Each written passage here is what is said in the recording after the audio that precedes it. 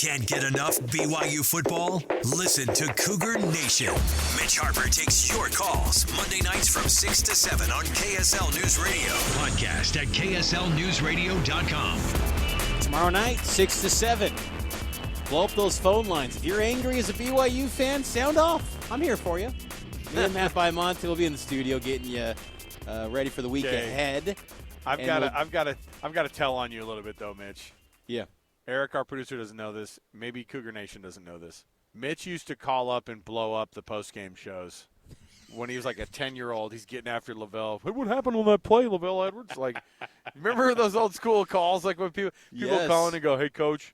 I think it was – I honestly think that somebody had said – I mean, you know, it's Cleon Wool was always taking the calls for me. Oh, he was always saying, he's like, Mitch, we'll just put you through. There was a portion – where Greg Wrubell at one point said, let's just call this the Mitch's Moment segment. Yep. Hey. And then we should have seen it then. And that's rare first because First time, long time calling from Salt Lake Wrubell's City. not carving out space for just some random. So it was it was a call where he was appreciating it. And there was times where Greg even said, are you calling? And I was like, well, Greg, I was just going to let it be this week, but I'll hit it up. No, the other thing is we used to, so taking those phone calls in the post game, we had a directive too. You also made the top of the list if you were an international caller. Yes. Hey, I'm tuning in from the Philippines. And Greg's like, get him on.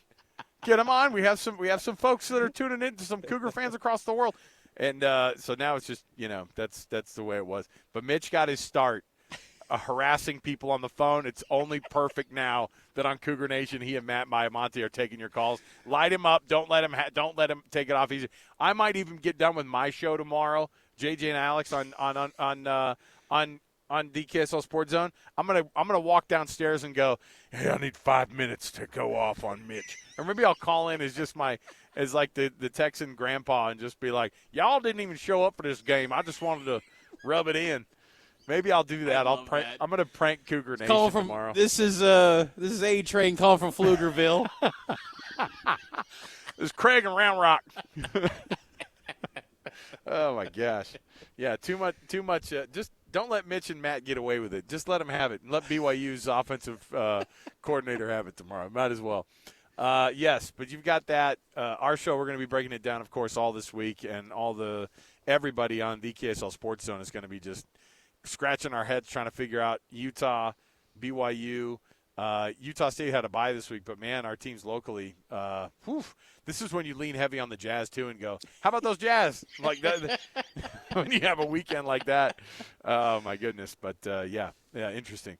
Let's go through the schedule here, Mitch. Let's start it off here. Your game of the week. It's an early one, too. The very first game and the very first kickoff time of the week is the best game of the week here in the Big 12. Thursday night, there's a game, TCU at Texas Tech. That's definitely not the best one. Spitgate can be put to rest at Thursday night, TCU, Texas Tech. Those teams hate playing those games on Thursday, by the way. I guarantee it. But the Saturday tilt that you're referring to, yes, Kansas State at Texas, 10 a.m., DKR. Man, this is going to be a must-see game.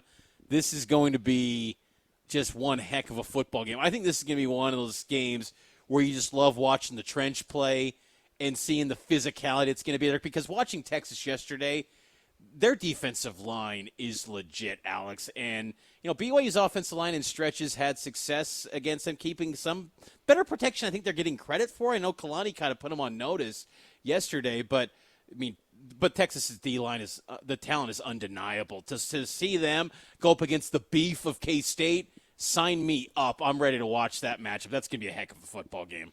I'm going to call it right now. I think Texas loses that football game. I just think that when you're playing with a backup against a team that has a really good offense.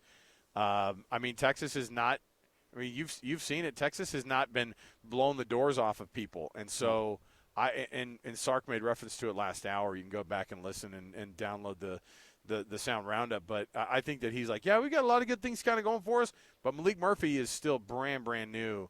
They're going to be missing Quinn Ewers next week. They better have a really, really good game plan because Kansas State is rolling right now, and they're coming into Austin. And, like you said, earlier, I think that Chris Kleiman is one of those guys. Their head coach is just like, yeah, forget about us. Who cares? Just they're the Utah of the Big 12, where it's like we'll be at the top of the standings and have people forget us because we're not Oklahoma and Texas. Who cares? Don't care. We're going to be better than you are. And I think that's what's going to happen next week. That's just a little early prediction for me when it comes to that one. What do we have next? 1:30 p.m. kick. Bedlam, the final edition in Stillwater. Oklahoma State 6-2. Oklahoma 7-1. 1:30 p.m. ABC. Another great game. The final edition of Stillwater as before it gets laid to rest. You love that. You love that old beat report. Where was that guy even from at Big 12 Media Days? I don't know. It's almost like when those guys have that quote and they have their reading glasses at the end of their nose. And it's like they have a bass fishing hat on too. Like they don't even want to be there. Bedlam's going to be laid to rest. So it's like, dude, it's not your grandma, but I get it. I get you have feelings for it. But geez, what would be great is if just again the college football scheduling gods look down on us and go, "We're going to bless you with this. Watch this game happen, and then watch." Oregon or watch Oklahoma State and Oklahoma end up both being 9-3 on the season, and they meet up in some weird bowl game that they just go, yeah, we're going to carve it out, make it happen. Second Bedlam of the season, we're going to force you guys to have it. I love that kind of stuff. It won't happen, but I'm all for it. What else we got? Houston at Baylor, also in 1:30. Please skip that one in favor of Bedlam. I would recommend that. And then also UCF at Cincinnati, 1:30 p.m. in FS1. So the first, AAC teams, ex-AAC teams squaring off UCF and Cincinnati. Then the nightcap, we've got Kansas at Iowa State. That's a good game on ESPN. And then BYU goes 2 time zones to the Eastern time zone at West Virginia, Morgantown. Can you think of 2 different type of fan bases, Alex? No. BYU and West Virginia fans, 5 p.m. FS1. You'll have pregame on the Zone at 4. I'll have extended pregame at noon on KSL News Radio. Luck. So we're good loaded.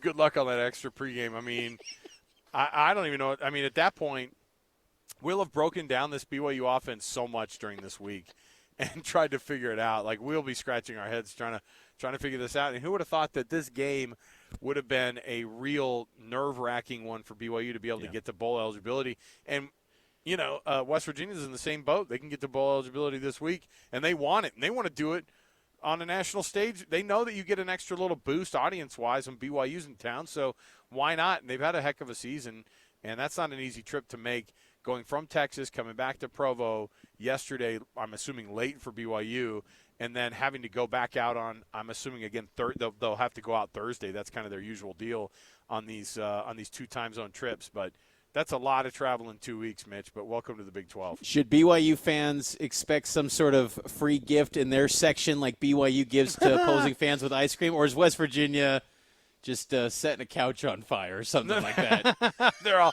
hey, everybody gets their own. I put a shot of moonshine on each one of the seats this week. Oh, have fun at the game. Yeah, I don't want to go full stereotype. Some of this is making fun of my old boss and your current boss, Kevin LaRue, the program director at KSL News Radio, who is a Mountaineer. Go Mountaineers! And everybody has that guy they know that has one tooth, in the very front, very aggressive one tooth. And that's our guy, Every Kevin. fan base, though. That's our guy, Kevin. Oh, Kevin, I'm sorry. It's just a little trash talk on a BYU and West Virginia week. It's a great show today, Alex. Nah, I had a ton of fun, dude. I just don't, at the end, we have a lot of fun with this, but I think we're kind of trying to drown our sorrows a little bit in what could come for BYU, because there's really a feeling like this could be they could really end this thing with a 5-7 season and not be bowl eligible. Yeah. And certainly starting things off being 5-2 and then just throwing your arms up and going, we don't even know what this offense is. It's a real bummer for the Cougs. And so I hope they get things right. I hope that they find something. I hope they watch that tape and go, you know what? There are some little areas we're able to run this football and find some space for Aiden Robbins. And don't know what the long term is going to be for L.J. Martin, but that's the one that I'm hoping that they kind of figure out. That'll be no need to worry though, Alex, because they're playing under the stars next week. It's nighttime. The vampires are coming out. Okay, so guaranteed W. Okay, yeah. There you go. You and Matt Baiamonte leaning on that one. They're all, write it down. Write it down. It's a night game. Is the game finishing at night, though? Does it start at night, or does it end at night? Which one is it? It's like, gosh, you guys and your weird stats. But you know what? You can't lie. I mean, look, that's what it is. I will say, though, we'll be in November by next week, right? Yeah. And that's actually a good thing for BYU. They have a pretty good win. They have a losing record under Kalani Sitake in October. They have a winning percentage under Kalani Sitake in November. So there you go. So hopefully maybe that bodes well for them. They're getting into November. It's winning time for them. Mitch, fun show this week. For Mitch Harper, our producer Eric, awesome time. Eric, fantastic job as usual every week. We'll jump back out here. You can download the podcast wherever you find podcasts. In any platform that you have, we've got it for you here, and we'll keep bringing it to you every week. So for Mitch Harper and Eric, I'm Alex. We'll talk to you next week right here on First and 12.